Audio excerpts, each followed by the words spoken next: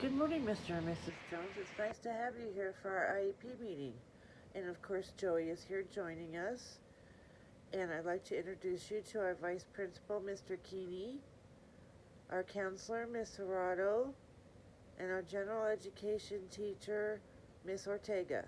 They will be joining us as part of our IEP team. I'd like to state that this is a triennial IEP with transition services. We will be discussing goals and objectives for Joey. So here we go. I'd like to begin with present levels. I'd like to state that Joey is currently doing well in his present levels.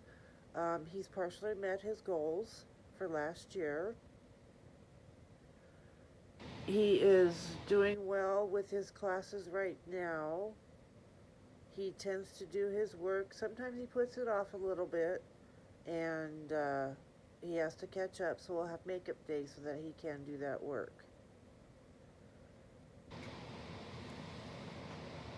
And now we'll talk about transition services. The transition services will consist of Joey determining what he'd like to do post-graduation for work. He'd also like to find out where he would like to live on his own, or perhaps he'd like to remain with you. This is goal-oriented also. He will be researching up to 5 different jobs that he'd be interested in so that he's ready for his career when he graduates. Are there any questions? Okay. So we'll go ahead and move along here. We're going to go through our goals and objectives.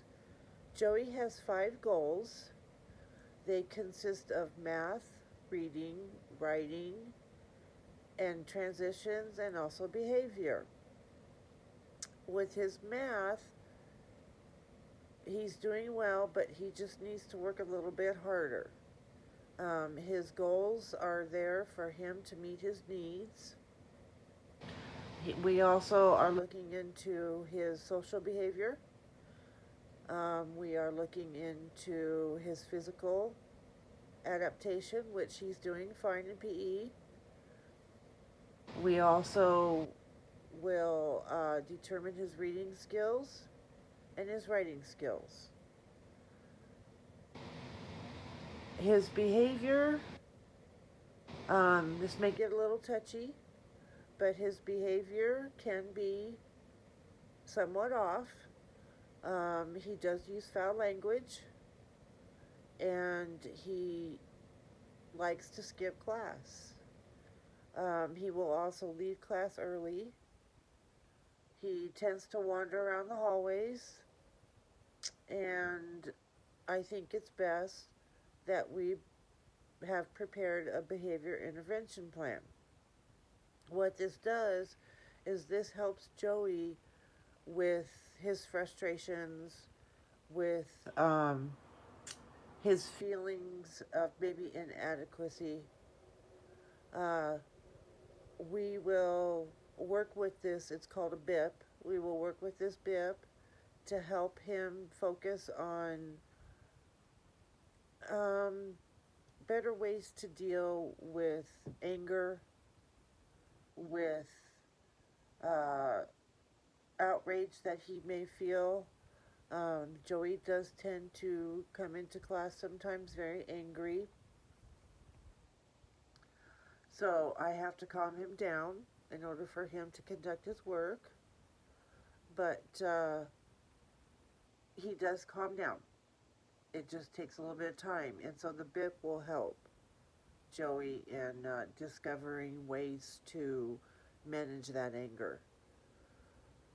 Joey is a wonderful young man. Don't get me wrong. He's a wonderful young man. He just tends to have these issues. As far as not going to class, all of his teachers are working on trying to make that a better situation. He does get marked tardy, and he will get a pass to go to another class he doesn't belong in, and then I will have to send him out. Um, we are working on strategies to make the situation better. He will sometimes have to have lunch detention. Yes, I understand that this may be a little concerning and upsetting for you, but we do want to just help Joey be the best that he can be and improve on that wonderful personality and that caring insight that I know he has. So we're going to work on strategies for that. As far as least restrictive environment, LRE, Joey does attend general education classes so he can be with his non-disabled peers. He seems to enjoy those. They are things like ceramics, welding, auto, those types of things that he can take. And so we are allowing him to have that interaction with other peers. And also we are making sure that he has his lunch time, his passing period times, his PE time, so all of his LRE is covered.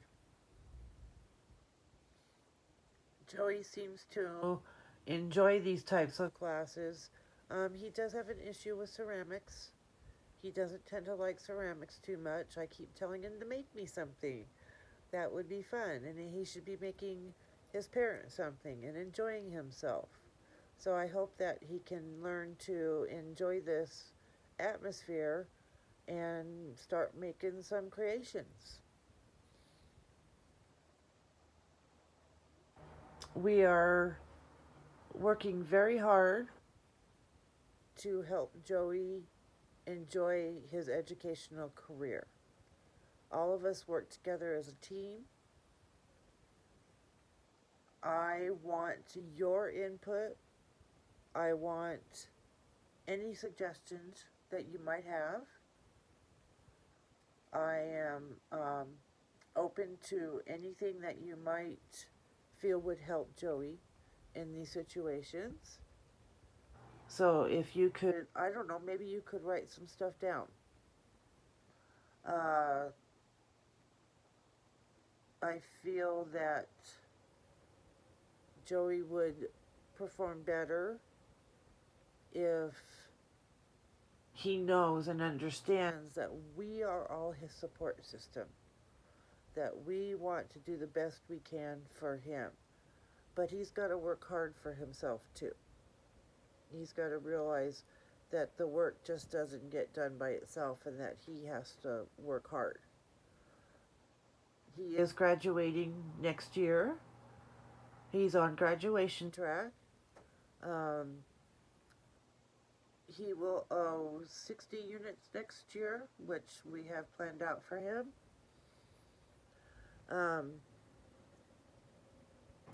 Oh, excuse me for 1 minute.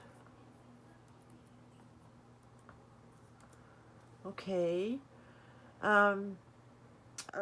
I just want you to know that we are his support system, and we know that you are too, and that you work with him, and that we want to work, like I said, this IEP team together to let Joey know that he can come to me anytime.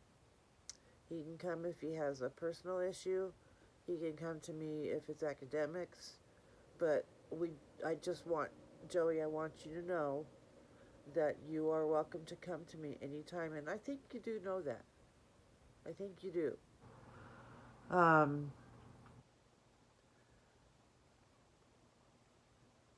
I would like to take your suggestions. If anything else comes up, feel free to email me or call me. I am here for you. I think this meeting went well, and I'd like to conclude at this time. I will be printing out a copy of the IEP for signatures. Once the signatures have all been done, I will send a copy home for your reference so you have a copy of the IEP. If there's anything else that you feel needs to be changed or worked on, we can hold an addendum and we can include those items for you. So thank you for coming to the IEP meeting. I really appreciate it. I appreciate your support. You have a wonderful son, and I'm thrilled to be his teacher. Thank you. Now I'd like to explain how I would actively listen and address the needs of the families and the other stakeholders. First of all, the student comes first. No matter what we are doing, the student comes first. And when we have an IEP meeting, we have to open our ears. We have to be very transparent. We have to be honest. As educators, we have to listen. So we have to open our ears. We need to hear the parents' concerns. We need to listen. Also included in the meeting, the IEP team, the counselor, the SLP, physical therapy, occupational therapy, anybody that is part of this IEP team, we have to listen to. We work closely with the general ed teachers, and we have to keep that in mind. We have to collaborate with each other so that we can make sure the student meets their goals and their needs. So transparency, it's a big deal, and we have to be open and honest, and we have to make sure that we listen to the parents. Thank you.